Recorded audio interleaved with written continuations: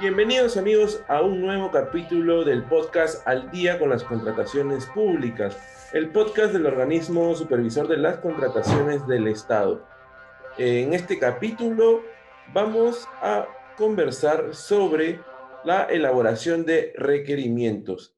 Se trata de un capítulo dirigido en especial a quienes trabajan en los organismos encargados de la contratación en las entidades públicas. Y es por eso que hemos invitado en esta ocasión a Roy Álvarez. Él es especialista de la Dirección Técnico-Normativa del OCE. Bienvenido, Roy. Muchas gracias por estar con nosotros en Al Día con las Contrataciones Públicas. Hola Renzo, gracias por la invitación. En efecto, mi nombre es Roy Álvarez, soy abogado de la Dirección Técnica Normativa del OCE. El día de hoy vamos a referirnos a un tema muy relevante para la contratación pública, ya que a través de este se puede identificar cuál es la necesidad de cada entidad. Me refiero al requerimiento.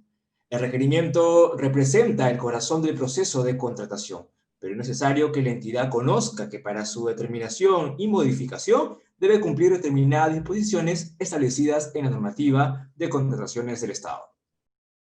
Claro que sí. Bien, Roy. Ahora, quisiera empezar preguntándote cómo se formula un requerimiento. Bien, el requerimiento se formula a partir de la necesidad del área usuaria de cada entidad. Esta necesidad debe encontrarse vinculada a las actividades que le corresponden según lo establecido en los instrumentos de gestión, como por ejemplo el Plan Operativo Institucional. El requerimiento también debe estar orientado a las funciones de la entidad y cumplir una finalidad pública. En la determinación del requerimiento se debe propiciar el acceso al proceso de contratación en condiciones de igualdad y no crear obstáculos o direccionamiento que perjudique la competencia del mismo. Entiendo, Roy. ¿Y qué comprende un requerimiento?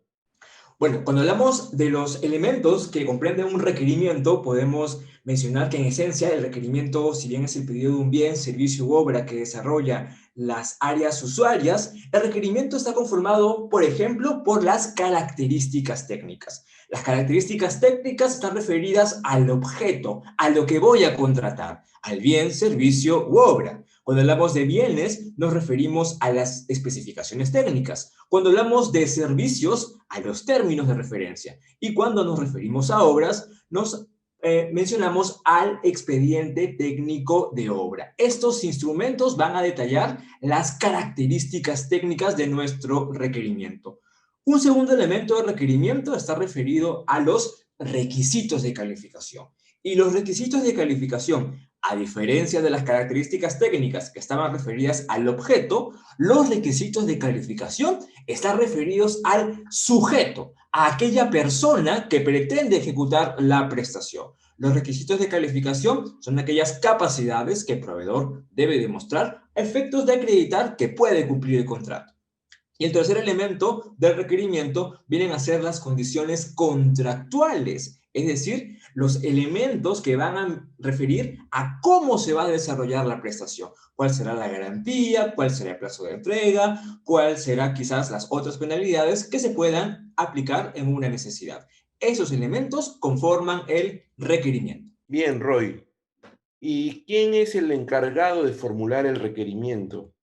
Bien, el requerimiento nace del área usuaria. En esencia, el requerimiento lo determina el área usuaria. ¿Y quién es el área usuaria? En la opinión número 2/2020, en la Dirección Técnica Normativa, hemos indicado que el área usuaria es la dependencia que cuenta con los conocimientos técnicos necesarios para definir las características técnicas de los bienes, servicios y obras que se habrán de contratar.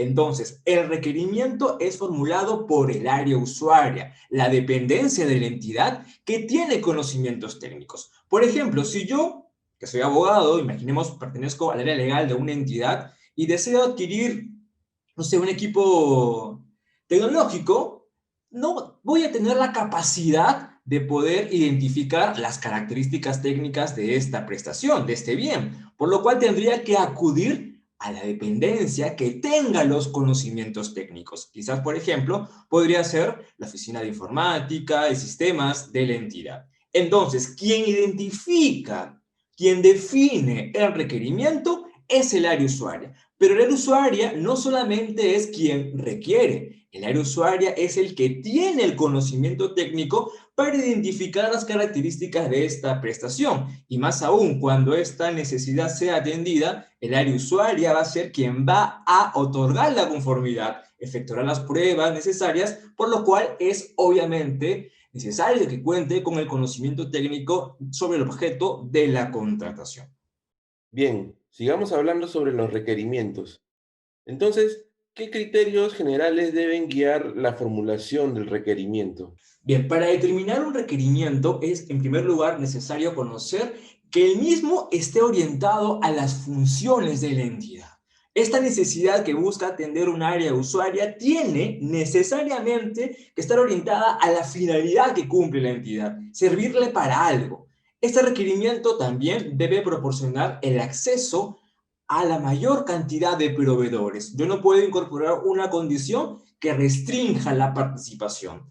En este requerimiento también debo tener en cuenta las leyes, reglamentos técnicos, normas metrológicas y o sanitarias que regulen el objeto de la contratación y que sean de carácter obligatorio. También, al momento de formular mi requerimiento, tengo que tener en cuenta si mi necesidad es permanente, a efectos de desarrollar mi contratación por periodos mínimos de un año. Por ejemplo, si voy a requerir el servicio de limpieza, yo conozco que el servicio de limpieza es una necesidad permanente. Cada año lo voy a requerir. Yo no podría desarrollar contrataciones por periodos menores a un año, porque vamos a ver que eso luego podría calificar como un supuesto de fraccionamiento. Yo debo de identificar mi necesidad y si se trata de una de carácter permanente o es de ejecución continua periódica, tengo que desarrollar la contratación por el periodo mínimo de un año. Otro elemento que también tengo que tener en cuenta al momento de formular mi requerimiento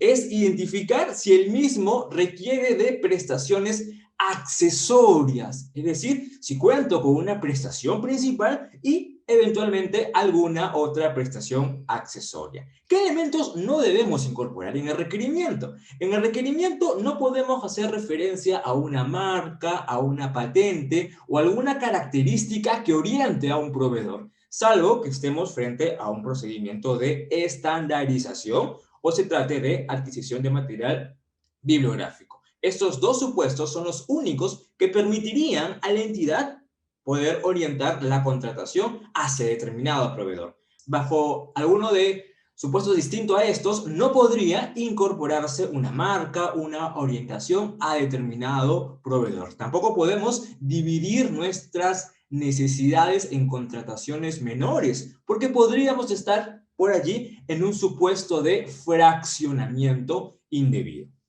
Muy bien, Roy. Y para ir finalizando, te quería consultar si es posible modificar el requerimiento. Sí, en efecto, es posible modificar el requerimiento, pero esta modificación siempre nace del área usuaria. El área que identifica el requerimiento, el área que elabora, formula el requerimiento, es la única autorizada a poder modificar. Y el requerimiento se va a poder modificar durante el proceso de contratación. Por ejemplo, cuando estamos en las actuaciones preparatorias y ya identifiqué mi necesidad y voy a raíz de una indagación de mercado a contrastar esta necesidad frente al mercado, es posible que el mercado me dé información que la entidad evalúe, que a través del área usuaria permita una modificación del requerimiento. En el procedimiento de selección también se puede modificar el requerimiento, por ejemplo, cuando a raíz de una consulta u observación, alguno de los participantes cuestiona un elemento del requerimiento. Esta consulta o observación deberá ser comunicada al área usuaria para que ésta sea la que pueda modificar. Recuerden, solo puede modificarse un requerimiento si es que esta modificación proviene del área usuaria, el área que determinó la necesidad de contratación. Muy bien, Roy. Muchas gracias por haber estado en esta edición de Al día con las contrataciones públicas, explicándonos más a detalle sobre los requerimientos y esperamos poder tenerte aquí en otra ocasión para seguir conversando sobre la ley de contrataciones del Estado. Claro, Renzo, con mucho gusto estoy dispuesto a poder acompañarlos, Gracias por la participación. Un saludo para todas las personas que siguen nuestros medios. Con todo gusto, mi nombre es Roy Álvarez, estoy a su disposición. Gracias. Muy bien, amigos, ha llegado el final del programa Al Día con las Contrataciones Públicas. Por favor, no se olviden de seguirnos a través de las redes sociales, en Facebook, en Twitter, en LinkedIn, en Instagram y también en plataformas como YouTube y Spotify. Por favor, también pueden suscribirse al boletín de noticias de OCE, el cual les permitirá recibir las últimas actualizaciones sobre las contrataciones públicas a inicios de cada mes. Nos vemos en una próxima edición. Hasta la próxima.